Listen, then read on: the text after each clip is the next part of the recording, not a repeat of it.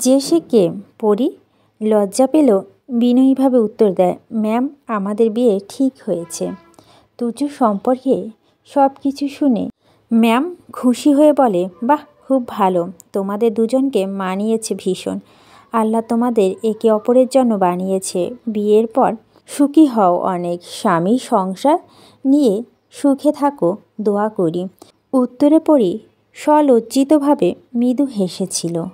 শেষ পরীক্ষার দিন ট্রিটের আয়োজন করা হয়। পরীক্ষা শেষ পরির কাছে ফ্রেন্ড এবং তিথির কাছে ফ্রেন্ডসদের নিয়ে রেস্টুরেন্টে পৌঁছে যায়। তা কিছুক্ষণ পরই আসে প্রান্ত, তুর্য আর ওদের কাছের কয়েকজন বন্ধু। বলে রাখা ভালো, প্রান্ত এখন আর রাজনীতিতে নেই, কোনো মারামারি রংবাজিতেও নেই। এখন প্রান্ত তুর্যর সাথে একই অফিসে জব করে। সকলের সাথে পরিচয় করিয়ে দেয় সবাই। খাবার অর্ডার দিয়ে সবাই গল্পগুজব মেতে উঠে। টেবিলের এক কর্নারে বসেছেন মেহনুবা। ফোনে ফিস ফিস করে কথা বলতে দেখে তুর্য পরীকে জিজ্ঞেস করে, ও তোমার বেস্ট ফ্রেন্ড না? পরি মেহনুবার দিকে একবার তাকিয়ে তুর্যর দিকে তাকায়, বলে হুম। তাহলে আড্ডা না দিয়ে কার সাথে কথা বলছে? এটা নতুন কিছু না, যেখানেই যাক না কেন বান্দায় সুযোগ পেলেই ফোনে বয়ফ্রেন্ডের সাথে ফুসুর ফাসুর শুরু করে দেয়। ওর বয়ফ্রেন্ডের নাম মেবি সাগর। হ্যাঁ, ভাইয়ার বিয়েতে এসেছিল, মনে আছে। তুর্য উঠে গিয়ে মেহনুবার পাশে থাকা ফাঁকা চেয়ারটিতে বসে। তুর্যকে দেখে মেহনুবা হেসে বলে, কিছু বলবেন ভাইয়া?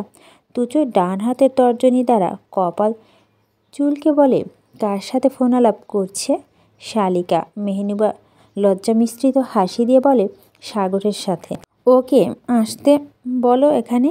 বলেছিলাম আসবে না। কি কাজ নাকি আছে? দেখি আমি কথা বলি। মেহনুবা ফোনটা তুর্যর কাছে দেয়। সাগর তখনও লাইনে। ফোন নিয়ে তুর্য একটু দূরে চলে যায়। প্রান্ত, তিথি ও ফরি সব বান্ধবীদের উদ্দেশ্যে বলে, ডিয়ার শালিকারা, যত খুশি খেয়ে নাও আজ। সব বিল আজ তোমাদের দুই দুলাভাইয়ের। প্রান্ত এক বন্ধু বলে, বন্ধু খাওয়া দাওয়া না হয় তোরা করালি। বলেছিলাম যে শালিকা দিবি না আমাদের? না মানে আমরা তো ভাই ব্রাদার লাগি, আমাদেরও তো একটা হক আছে বল। উত্তরে পরি বান্ধবী বলে, যদি এই দুটো দুলাভাইয়ের মতো প্রেমিক পুরুষ হতে পারেন তাহলে আমরা ভেবে দেখতে পারি। কথায় কথায় সকলের হাসির ধুম পড়ে যায়। পরিও সবার সাথে হাসিতে যোগ দেয়। হাসতে হাসতে হুট করে সামনে চোখ যায়। সবাই থেকে কিছুটা দূরে তুর্য দেয়ালের সাথে এক পা তুলে হেলান দিয়ে দাঁড়িয়ে আছে। প্যান্টের পকেটে দুহাত রেখে গভীর মনোযোগে পরীর দিকে তাকিয়ে আছে। তুর্যকে এমন মোহময় দৃষ্টিতে তাকিয়ে থাকতে দেখে পরী হাসি থেমে যায়। চোখে মুখে এখন লজ্জার আভাস। হুট করে তুর্যর ঠোঁট দুটো চোখা করে চুমু দেওয়া পরীকে। এতে পরী থতমত খেয়ে যায়। একটু নড়েচড়ে বসে আশেপাশে তাকায়, কেউ আবার দেখলো নাকি। আশেপাশে তাকিয়ে দেখে যে যার মতো ব্যস্ত, তার মানে কেউ খেয়ালই করেনি। এরপর তুর্য পাশ থেকে সাগরকে আসতে দেখা যায়। দুজনই একসাথে আসছে। তুর্য এসে পরীর পাশে বসলো, সাগর বসে মেহনুবার পাশে। মেহনুবা এখনও জানে না সাগর যে আসবে। সকালে সাথে ফাইজলামি করা ব্যস্ত ছিল। তখন সাগর কেসে বলে, ফাইজলামি অনেক হয়েছে ম্যাম। এখন এদিকে তাকান। মেহনুবা পাশে তাকিয়ে চমকে যায়। পর মুহূর্তে তাকায় তুর্যর দিকে। তুর্য হেসে বলে, ফোনে প্রেম করার চেয়ে পাশাপাশি বসে না হয় প্রেম করো এখন শালিকা। মেহনুবা খুশি হয়ে বলে, you are a great brother in law. কথা বলার আগেই টেবিলের নিচে থেকে পরি এক হাত শক্ত করে ধরে তুর্য। পরি ফিস ফিস করে বলে, কি করছো? উত্তরে তুর্য ফিস ফিস করে বলে, এখনও তো কিছু করিনি, বিয়ের পর করব। পরি রাগ দেখিয়ে বলে, মুখে কিছু আটকায় না নাকি? বউকে বলবো, মুখে কেন আটকাবে? পরি চোখ পিট পিট করে বলে, ওয়ে মিস্টার, এখনও বউ হয়নি ওকে। বেশি বক বক করো না, তাহলে এখনই কাজী অফিসে নিয়ে বিয়ে করে রেখে দেব। এত সাহস? আমার সাহস সম্পর্কে কোনো আইডিয়া নেই তোমার। শুধু বিয়ে কি, ফুল নিয়ে গিয়ে ফুলসজ্জাও করে ফেলবো। পরি তুর্যর মুখে হাত রেখে দাঁত কটমটো করে বলে, বাজার থেকে একটা কস্টেপ নিয়ে মুখে লাগিয়ে নিও প্লিজ। পায়ের সাথে কারো পায়ের স্পর্শ পেয়ে তিথি টেবিলের নিচে তাকায়। প্রান্ত জুতা খুলে তিথির পায়ের সাথে পা ঘষছে আর বন্ধুদের সাথে কথা বলছে। তিথি ভুরু কুঁচকে প্রান্ত দিকে তাকিয়ে আছে। প্রান্ত তো তিথির অভিমূর্তি খেয়াল করেনি এমনটা নয়, আড়ালে ঠিকই দেখেছে তিথি যে ফুলছে।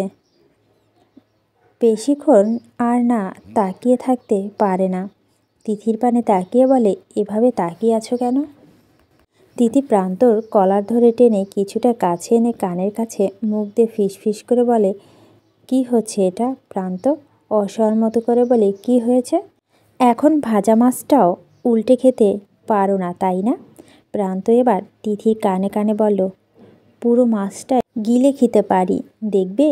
তিথি ধাক্কা দিয়ে প্রান্তকে সরিয়ে দেয়। বিড়বিড় করে বলো, বেশরম। উত্তরে প্রান্ত খিলখিল করে হাসে। ওইদিকে তুচ্ছ হাসছে। শুধু দুজনের সঙ্গী মুখটা রাগান্বিত। সবাই সেটা খেয়াল করে বলো, হলো কি তোদের সিক্রেট? একই সাথে বলো তুর্য আর প্রান্ত। এরপর দুজনে মুখ চাওয়াচই করে খিলখিল করে হেসে উঠল। বাকিরা কিছু না বুঝে দুজনে হাসি সঙ্গে হেসে ফেলে। সময়গুলো দু জুটি এভাবেই আনন্দে কাটছিল। বিয়ে আর বেশি দিন নেই। কাল রাতে ফ্লাইটে দেশে ফিরছে প্রিয়মার রোজ। আত্মীয় স্বজন সকলকে দাওয়াত করা হয়ে গেছে। বিকেলের দিকে তুর্য আর পরি হাঁটতে বের হয়েছে সেই লেকে যেখানে প্রথম রাগ হয়েছিল পরি তুর্যের ওপর। দুজনে হাঁটার মুহূর্তে তুর্য বলে, একটা কথা বলবো? বলো। কলেজে যেই দিন তুমি গান গাইছিলে সেই দিন আমি তোমার মিথ্যা বলেছিলাম। তুমি ভালো গান গাওনি এটা বলেছিলাম একান্তই তোমার রাগানোর জন্য। কিন্তু আজ সত্যিটা বলছি, সেই দিন আমি মুগ্ধ হয়ে গিয়েছিলাম তোমার প্রতি। কিন্তু আমার একটা পিছু টান ছিল আমার আগের গার্লফ্রেন্ড রিনি। ও যতই এড়িয়ে চলতো আমি তো সিরিয়াস ছিলাম। যদি তখন আমি সিঙ্গেল থাকতাম তাহলে নির্ঘাত সেই দিনে আমি তোমার প্রেমে পড়ে যেতাম। সেদিন বাসে যে হিজড়াদের বলেছিলাম তুমি আমার বউ হও, আসলে এটা আমি আদৌ বলতে চাইনি। আমার মুখ দিয়ে কেন যেন এই শব্দটা বের হয়েছিল। এরপর ডাকাতের কবলে পড়ে যখন গ্রামের একজন বাসায় উঠি সেই রাতে তুমি গুটিসুটি হয়ে ঘুমিয়েছিলে। হারিকেনের মৃদু আলোয় তোমার মুখটা দেখে আমার বুকে তোলপাড় শুরু হয়ে গেছিল। বারবার না চাইতেও তোমার মায়ে আটকে যাচ্ছিলাম। পরি হাঁটা থামিয়ে দিয়ে দাঁড়িয়ে যায়। সঙ্গে তুর্য দাঁড়িয়ে পড়ে। পরি বলে, এসব আগে বলেননি কেন? আগে কখনো বলতে ইচ্ছে হয়নি। অনুভূতিগুলোকে নিজের মনে রাখতে চেয়েছিলাম। আজ কেন জানি না মন সায় দিল অনুভূতিগুলো তোমাকে জানানোর জন্য। এরপর পরি দুহাত ধরে বলে, পরি আগে ক্ষতগুলো তুমি আমার জীবনে এসে সারিয়ে। তোমায় আমি কতটা ভালোবেসে ফেলেছি তা আমি ভাষা প্রকাশ করতে পারবো না। যতবার বলি ভালোবাসি ততই কম মনে হয়। ইচ্ছে হয় সারাক্ষণ বলি ভালোবাসি ভালোবাসি। পরি যেমন সিচুয়েশনে আসুক না কেন কথা দাও কখনো আলাদা হওয়ার মতো সিদ্ধান্ত নেবে না। দোষ আমার হলেও যা শাস্তি দিবে মেনে নিব, কিন্তু তোমায় ছাড়া আমি থাকতে পারবো না। আর আমি তোমায় ছেড়ে থাকার কথা ভাবতেও পারি না তুর্য। লেকের পাশাপাশি হাসছে দুজন। সন্ধ্যা আদার প্রায় নেমে এসেছে। সূর্য মামার টাটা বাই বাই জানাচ্ছে। চারপাশটা এখন গোধূলি লগ্নে ঢেকে আছে। ফুচকা খাবে? তুর্য আকস্মিক প্রশ্নে কিছুটা চমকে যায় পরি। নিজেকে সামনে নিয়ে বলে, না। আরে বাহ, হলো কি আজ? ফুচকা রিজেক্ট করছো? খেতে ইচ্ছে করছে না, মৃদু হেসে বলল পরি। কাউকে খুঁজছো নাকি তুমি? পরি অভিমুখী দেখে জিজ্ঞেস করলো তুর্য। উত্তরে পরি বলল, হ্যাঁ। কাকে? একটা বাচ্চাকে। কোন বাচ্চা? নাম তো জানি না, বোধ হয় বলেছিলাম কিন্তু মনে নেই। চেনো কিভাবে তাহলে? এখানে দেখা হয়েছিল তোমার সাথে। এখানে যেদিন ঝগড়া হয় সেদিন বৃষ্টির সময় দেখা হয়েছিল। হাতে করে খাবার বিক্রি করে। ও আচ্ছা, ওকে এখন কোথায় পাবে? এখানে অপেক্ষা করি, পেলেও পেতে পারি। সেই দিন যে জায়গায় পরি বসেছিল সেখানে আজ পরি আর তুর্য বসে আছে। তুর্য বারবার জিজ্ঞেস করছে কি খাবে, কিন্তু প্রতিবারই পরি উত্তর ছিল কিছুই না। সময় কাটানোর জন্য তুর্য বাদাম কিনে আনে। বাদামের খোসা ছড়িয়ে পরীকে সাধলে পরি বলে আমি খাবো না, খেতে হবে। জোরাজুরি করে না পেরে অবশেষে খায়। অনেকটা সময় পার হওয়ার পর সেই পিচ্চি দেখা মেলে। পরি পিচ্চি খোঁজ খবর নিয়ে একটা কার্ড ধরিয়ে দিয়ে বলে এটা হলো আমার বিয়ের কার্ড, আর আমার পাশে যাকে দেখছো সে আমার ভাইয়া, ওনার সাথে আমার বিয়ে ঠিক হয়েছে। আপা আপনাগো দারুণ লাগতেছে। পরি হাসে, বলে বিয়ের দিন তোমার পরিবার নিয়ে এই ঠিকানায় চলে আসবে, সঙ্গে তোমার বন্ধু যতজন আছে তাদেরও নিয়ে চলে আসবে। ঠিকানা যদি না চেনো তাহলে রিক্সাওয়ালাকে বলবে, সে নিয়ে যাবে। আমি জামু আপা? হ্যাঁ আসবে, আমি খুব খুশি হব আইসা আপা। তুর্য ছেলেটার থেকে একটা পানির বোতল নিয়ে 500 টাকার একটা নোট ওর হাতে গুজে দেয়। এত টাকা ভাঙটি নেই তো ভাই। তুর্য মৃদু হেসে বলে ভাঙটি লাগবে না, এটা তোমার ট্রিট দিলাম খুশি হয়ে। রোজ আর পিয়ম বাড়িতে ফিরেছে ভোরের দিকে, সাথে নিয়ে এসেছে অনেক অনেক উপহার। পরি তখন ঘুমেছিল। পিয়ম গিয়ে পরির কানে কটন বাড ঢুকিয়ে দিতেই পরি লাফিয়ে ওঠে। পিয়মকে দেখে কিছুক্ষণ অবাক হয়ে বসে থাকে, ঘোর কাটার পর ঝাঁপিয়ে পড়ে ভাইয়ার বুকে। এরপর দু পরিবারের আবার সাক্ষাৎ হয়। তুর্যর বাবা জানায় দু ছেলে মেয়ে একসাথে বিয়ে দেওয়াটা তার জন্য অনেক ঝামেলা হয়ে যাবে। তাছাড়া একমাত্র বোনের বিয়েতে তুর্যর দায়িত্ব তো কম নয়। তাছাড়া বিয়ের পর ফিরতি চলন নিয়েও ঝামেলা হবে তাদের। তাই সব দিকভাবে দুই পরিবার সিদ্ধান্ত নেয় তিথি আর প্রান্তর বিয়ে হবে ওদের বিয়ের 3 দিন আগে, তার মানে তাদের হাতে আরও 2 দিন। তাই তুর্যর পরিবার তিথির বিয়ের জন্য সব বন্দোবস্ত আয়োজন শুরু করে দেয়। তিথি ও প্রান্ত অপেক্ষা প্রহর শেষ হতে ভালো ভালো বিয়েটা হয়ে যায়। বিয়ের কেনাকাটার সময় তুর্য ছবি তুলে তুলে পরীকে হোয়াটসঅ্যাপে পাঠিয়েছে। সকল কেনাকাটা করছে পরীর পছন্দের, এমনকি নাকফুলটা পরীর পছন্দ মতো কিনেছে। দুটো জুটি অপেক্ষা। প্রহর শেষ হয়, হলুদ শাড়িতে হলুদিয়া পরি সেজেছে আজ নববধূ। সেজেগুজে হোয়াটসঅ্যাপে ছবি পাঠাতে হয়েছে তুর্যর কাছে। ছবি দেখে ক্লান্ত হয়নি তুর্য, ভিডিও কলে বলবে বলে আবদার করছে। তুর্যর কথা ফেলতে পারেনি। ওইদিকে সবাই হলুদের জন্য ডাকাডাকি করছে। পরি তাড়া দিয়ে বলে দেখা হয়ে গেছে, এখন রাখছি। আরে দেখলামই না তো এখন ভালো করে, আর দেখতে হবে না, রাখলাম বলে পরি ফোন কেটে দেয়। দরজার সম্মুখে দেখা হয়ে যায় বাবার সাথে। গভীর মমতা তাকিয়ে আছে পরির দিকে, চোখ তার ভেজা ভেজা। কিছু বলবে আব্বু? মাথা নত করে জিজ্ঞেস করল পরি। বাবার সামনে এগিয়ে এসে পরি দু গালে হাত রাখেন, বলেন আমার ওপর তোর খুব রাগ অভিমান জেগে আছে তাই না মা? পরি মৃদু হেসে বলো এমন কিছু না আব্বু। বাবার কান্নার গলা ধরে আসছে বলার সময়। তিনি বারবার চেষ্টা করছেন চোখের পানি আটকানোর, কিন্তু সেই চেষ্টা বৃথা। কান্নারত অবস্থায় পরি দুহাত নিজের হাতে নিয়ে বল তোর ওপর আমি খুব অন্যায় করেছি রে মা, তোকে কত নিষ্ঠুরভাবে মেরেছি, আমায় তুই ক্ষমা করে দিস মা। পরি এবার নিজেও কেঁদে ফেলে, বাবাকে জড়িয়ে ধরে বলে এভাবে কখনো বলবে না আব্বু, তুমি কোনো ভুল করনি, তোমার জায়গায় তুমি ঠিক ছিলে। তাছাড়া আমায় মারা বকার অধিকার তো তোমার আছেই, এজন্য তুমি কেন ক্ষমা চাইবে? খুব কষ্ট হচ্ছে রে আম্মু, তুই কাল শ্বশুরবাড়ি চলে যাবি, আমার বাড়িটা যে ফাঁকা হয়ে যাবে। আম্মা প্রতিদিন আমি কার ঘুমন্ত মুখটা দেখে অফিসে যাব, অফিস থেকে ফেরার সময় কার জন্য খাবার আনবো, কে বলবে আমায় আব্বু বান্ধবীরা মিলে ঘুরতে যাব? না করতে পারবে না, কিন্তু আমি তোরে ছাড়া কেমনে থাকবো মা? পরি এবার শব্দ করে কেঁদে ফেলে, কাঁদতে কাঁদতে বলে আমি যাব না আব্বু, আমি বিয়ে করব না, তবুও তুমি কেঁদো না। বাবা পরি নিজের থেকে ছাড়িয়ে মাথায় হাত বুলিয়ে বলে, শোনো পাগলির কথা, সব মেয়েকেই একটা সময় শ্বশুরবাড়িতে যেতে হয় রে মা।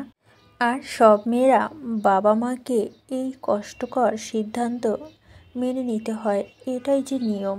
পরি কোনো কথা বলছে না, শুধু কেঁদেই চলছে। পরি যেতে দেরি হচ্ছিল বলে রেহানা বেগম, রোজ আর মেহনুবা এসেছিল ডাকতে। এসে বাবা মেয়ের আবেগময় দৃশ্য দেখে তাদের চোখে অশ্রুপূর্ণ হয়ে যায়। ভাবি চোখে পানি মুছে ভিতরে এসে বলে, অনেক কান্নাকাটি করা হয়েছে, এখন চলেন ম্যাম।